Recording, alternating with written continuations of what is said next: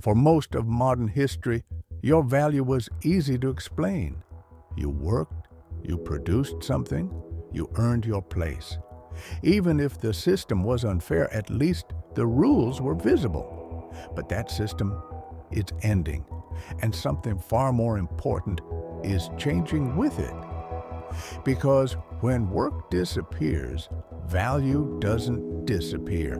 It just gets reassigned. So the real question of the future is not, will there be jobs? It's this: who gets to decide what a human is worth when work is no longer the answer? Work did more than pay people, it disguised power.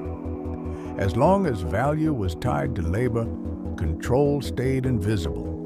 Markets decided wages, employers decided roles.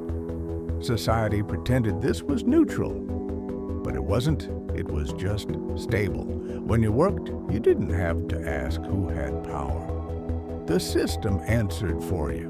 Now remove work from the equation, and suddenly, value has no default setting, which means someone has to define it.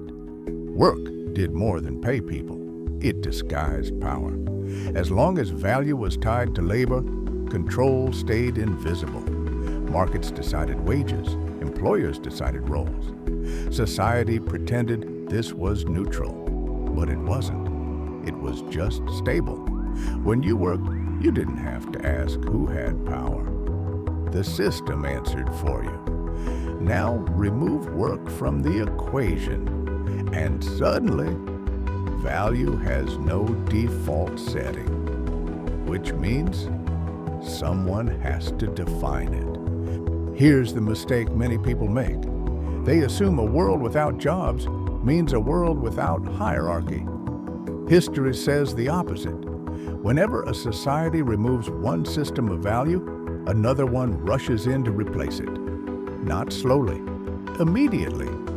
If labor no longer defines worth, what does? Access, influence, compliance, visibility?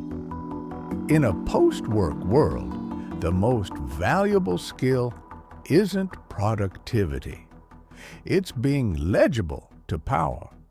Unemployment is visible. People protest, governments react, systems adjust. Loss of value is quieter. When people feel unnecessary, they don't revolt. They withdraw. They radicalize, or they submit.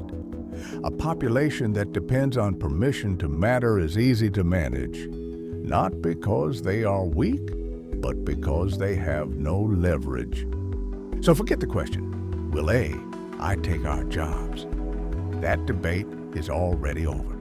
The real fight of the future is this: who defines human value when productivity is no longer required? Governments? Corporations? Algorithms? Cultural norms?